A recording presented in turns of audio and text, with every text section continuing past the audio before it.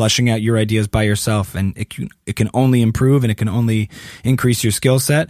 And for the producers, learn as much information and get as deep into mixing and engineering and learning an instrument if you don't play one, or getting familiar with music theory and the process of songwriting as much as you can, so that you can help understand the different people you work with in a deeper way, and you can have a more fruitful, productive, session when you're working with other artists.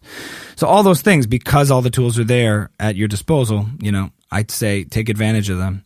When it comes to sync licensing and getting songs, because that's become sort of the new, it used to be, that there was like a stigma about having songs used in ads. It was more like you were the artist that releases records, sells your records, or you were somebody who has your songs used in film and TV, or you write jingles and you're a jingle writer. But, that is all melded together because nobody sells records anymore. And obviously sync and licensing has become a platform for artists to make a living off of their songs. And I just, my advice on that is I'd say there's two main things to focus on. There's the creative side of it, and then there's the business side of it. And I can talk about that as far as, how to approach both in the types of stuff you create that will help for sync, and, on the business side, how the process works. On the business side, there's the music supervisor. Basically, that's the person who picks songs for whether it's a commercial, a feature film, a promo or trailer. They work on the film side with the director, or on the media side, working with the whether it's a director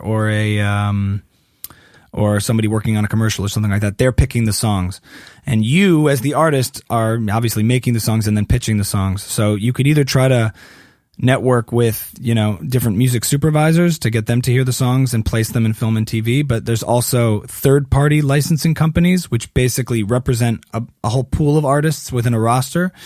Mm-hmm. And oftentimes they want to represent you exclusively for sync, for film, TV, commercials, everything sync.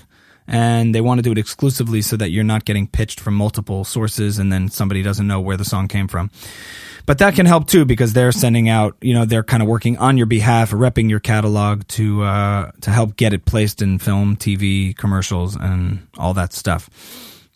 And, overall, I'd say it's a social game. The music industry is all about, making real connections and real relationships, and then you kind of follow up with what it is that you do creatively, because oftentimes people will just have no personal component to it, and they'll just send tracks, blasting them out to people, and that never works because they get solicited all the time for, listening to music and stuff like that, these people in the industry. So getting in front of people, actually meeting people, going to events, going to networking things that are going on, even just social gatherings, to first make those personal connections is key.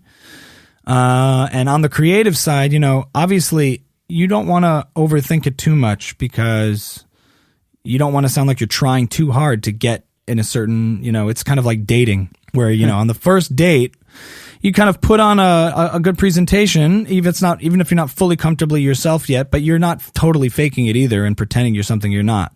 So in the dating analogy, I'd say, in the dating phase of your development as an artist or producer, you definitely stand a chance of making a connection or getting through the door by, making some creative decisions on your tracks that would perk up the ears of people who are listening. So if you're hearing a lot of stuff in commercials that are having a certain thing, at one point it was like ukuleles everywhere, right? Yeah. Everything had a ukulele on it. It was just on every commercial I was looking at. So I was working at a music house. I was interning. I was just, doing assistant work, and a demo came in that, was for a big tourism campaign, and I just said, hey, let me try some ukuleles on this, because everyone that's what's been going on out there, so let's see what happens. I ended up, getting a final song licensed using ukuleles on that track. But the point is, if you want to just get through the door, pay attention to what's going on out there and what's being used in films, TVs, and trailers stylistically, and see if you can incorporate some of that into your tracks in a way that feels still authentic to you, but also will help to draw the attention of those people that are looking for those kinds of styles for their projects. That's some great advice, man. Thank you for that. Yeah, and it doesn't have to be, and eventually you'll find your own voice and get to your own style. But like I said, with dating, in those first couple of dates, you're trying to get that attention and trying to form that lasting, trusting relationship with either a supervisor, a music house, or a licensing company. And the deeper you go into that relationship, the more experimental you can get. And once you build that trust, that they know that you have a certain style that they're into, you can play with that a little bit and go further. And I'd say that's a good attitude to take, to just have a little bit of consciousness as to what's going on, as opposed to like not doing any research, sending some track that maybe is some personal esoteric love song or breakup song that might not have anything to do with what this company might be looking for. So you're not increasing your probability that something's going to stick. So have a little bit of a consciousness about it, and that should be helpful. Awesome. So how can our audience find out more about you? There's amikozak.com, amikozak.com. That's got sort of the hub of everything that I do, from commercial stuff, distant cousins, and the like. And then my Instagram is amikozak official, where you can find fun little tidbits of clips of little stuff I'm working on. Sometimes it has a good amount of stuff about production, and I post little pieces that I'm working on, and I do little loop videos and other fun stuff, some impressions and funny stuff too. So you can find me there, and that would be the best place to find me. Awesome, dude. Thank you so much for joining me on the podcast. It's been a pleasure hearing from you and talking with you. My pleasure, Ben. So thank you so much. Thanks so much for having me. Take care. All right, you take care, man. Bye. Thank you for listening to this episode of Secret Sonics. I really appreciate you taking the time to do so. I hope you enjoyed my conversation with Ami. I know I did. And I chose to leave in all that information about sync licensing there at the end. Even though it's a little bit off topic from the creative process of music production, I think it's something that a lot of you listeners are going to find useful and informative, and I know I did. So I hope you enjoyed that. If you enjoyed this episode, we would really appreciate it if you would share this podcast with your friends, anybody who you think might be interested in it.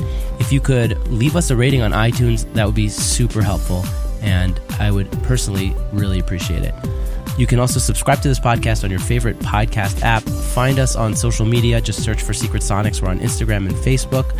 And as always, you can find out more information at secretsonics.co. Last but not least, I am super interested in hearing your feedback on this podcast. So you can just shoot me an email at secretsonics@gmail.com with stuff you'd like to hear about, or maybe even people you'd like to hear from. That about wraps it up for now. I have been your host, Ben Wallach. Thank you so much for listening, and until next time, I hope you guys have a great week.